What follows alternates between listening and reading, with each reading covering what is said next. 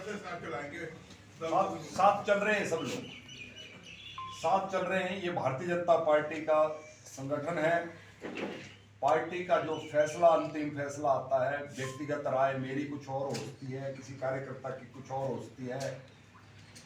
4 कार्यकर्ता 5 कार्यकर्ता चुनाव लड़ने के चाहवान हो सकते हैं, लेकिन जब फैसला पार्टी का आ जाता है उसके बाद सभी कार्यकर्ता व्यक्ति को ध्यान में न रखते हुए कमल के फूल के साथ पार्टी के साथ चलते हैं। समाजवादी पार्टी जो है, भाजपा जो है वो एक नंबर पार्टी है कहते हैं, लेकिन पार्टी को जो है वो प्रत्याशी बाहर से लेने पड़ रहे हैं। क्या कारण है, क्या क्या जरूरत पड़ गई है पार्टी? मुझे लगता है कि हिमाचल में जिन परिस्थितियों का निर्माण हुआ है, आप सब लोगों के सामने के 14 महीने पहले, ऐसे 15 महीने पहले हिमाचल में कांग्रेस की सरकार बनी। जो 6 बाई इलेक्शन आज जहां पर हो रहे हैं वो सभी लोग जीतकर हिमाचल की विधानसभा में गए, लेकिन जिन मुद्दों के आधार पर उन्होंने राज्यसभा के चुनाव में भारतीय जनता पार्टी के प्रत्याशी को वोट किया, कांग्रेस दिल्ली से एक बड़े अधिवक्ता, एक बड़े वकील को चुनाव में प्रत्याशी बनाया, जो अयोध्या में राम मंदिर के केस को सुप्रीम कोर्ट में लंबे समय से लड़ रहे थे, जो कहते थे भगवान श्री राम काल्पनिक हैं। भगवान श्री राम की जन्मस्थली अयोध्या, इस पर भी प्रश्न चिन्ह उन्होंने सुप्रीम कोर्ट में खड़े किए। इन 6 के 6 विधायकों ने उसका विरोध किया। उन्होंने कहा कि हमको ऐसा प्रत्याशी मंजूर नहीं, हम हिंदू संस्कृति को, भगवान श्री राम को मानने वाले सभी लोग हैं, दल कोई हो सकता है, लेकिन ऐसे व्यक्ति को प्रत्याशी ना बनाया जाए। और उन्होंने कहा कि 14 महीने में जो हमने हिमाचल प्रदेश में देखा, अपने अपने विधानसभा क्षेत्र में जो पूर्व की जयराम जी की भाजपा की सरकार में जो संस्थान खुले थे उनको सबको डी नोटिफाई किया, उनको बंद किया। हमने इस मुद्दे को लेकर भी आवाज उठाई कि इनको सभी संस्थानों को फिर से खोल दिया जाए, क्योंकि सरकार हमेशा कंटिन्यूटी में होती है। सरकार एक दल की दूसरे दल की आती जाती है, लेकिन कभी भी विकास के कार्य रुकते नहीं। लेकिन मुख्यमंत्री जी इस बात पर भी नहीं माने, और उन्होंने एक बात बड़ी और कही कि विधानसभा चुनावों में कांग्रेस पार्टी की हाईकमान ने, केंद्र ने और प्रदेश ने मिलकर ऐसी 10 झूठी गारंटियां दे दी। आज हम जनता के बीच में जा रहे हैं, महिलाएं हमको 1500 मांग रही है, नौजवान 1 लाख नौकरियों की बात कर रहे हैं, और उसके साथ किसान 2 रुपए किलो गोबर और दूध की बात कर रहे हैं, 300 यूनिट बिजली फ्री मांगी जा रही है। हम पब्लिक को फेस नहीं कर पा रहे हैं, हमारी हाईकमान ने ऐसी ऐसी झूठी घोषणाएं कर दी हैं। तो इसलिए उन्होंने निर्णय लिया कि राज्यसभा के चुनाव में उन्होंने भारतीय जनता पार्टी के प्रत्याशी को वोट किया। उसके बाद जो परिस्थितियों का निर्माण हुआ कि 14 महीने में कोई भी व्यक्ति चुनकर जो विधानसभा गया हो, उन्होंने मुद्दे के आधार पर अपनी विधानसभा की सदस्यता गंवाई है। मुझे लगता है कि भारतीय जनता पार्टी के नेतृत्व ने कुछ सोच समझ कर निर्णय लिया होगा, जो इन 6 लोगों को भाजपा ने प्रत्याशी बनाया है। जमाल जी, बीजेपी जैसा कि बहुत अनुशासित पार्टी मानी जाती है, सब कहते भी हैं इस बात को, लेकिन ऐसा क्यों देखने में आता है कई बार, जैसे पिछले दिनों घटनाक्रम होता है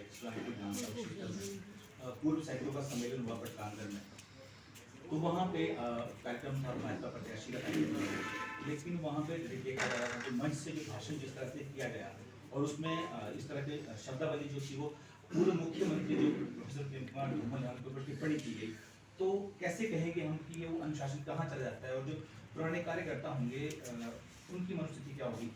मैं उस सम्मेलन में वहां पर उपस्थित था। जो 10 वक्ताओं ने कहा उस बात को आज कोड नहीं किया जा रहा। एक किसी सैनिक ने कहा कि मैं अपनी बात कहना चाहता हूँ, रिक्वेस्ट की, और वो आए, उन्होंने भावना में बहकर कोई बात कर दी, उसी बात का जिक्र हो रहा है।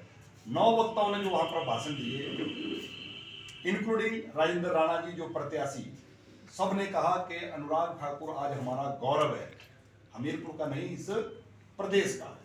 प्रोफेसर धूमल जिनका बहुत बड़ा कंट्रीब्यूशन जो है हिमाचल की राजनीति में है, जिन्होंने लंबे समय तक सांसद रहते हुए, मुख्यमंत्री रहते हुए, पूर्व मुख्यमंत्री, नेता प्रतिपक्ष रहते हुए जो भूमिका उन्होंने निभाई है वह सराहनीय। हर वक्ता ने वहां पर बात कही है, और धूमल जी का गृह क्षेत्र ये है, धूमल जी के आशीर्वाद से ही हम आगे बढ़ेंगे, ये बात वहां के सभी वक्ताओं ने कही है।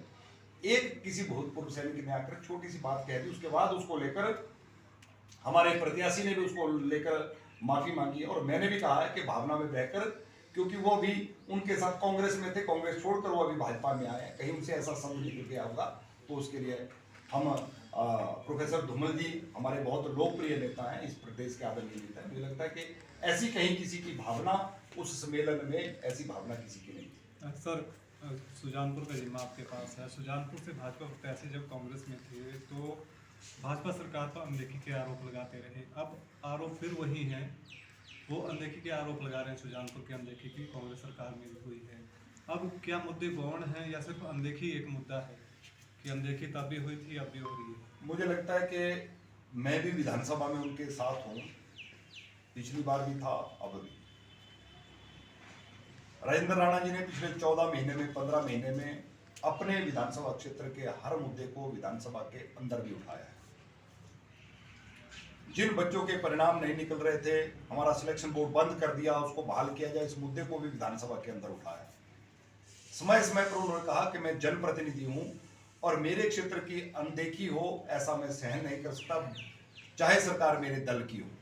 उन्होंने हर मुद्दे को बेबाकी के साथ विधानसभा के अंदर भी और बाहर भी उठाया।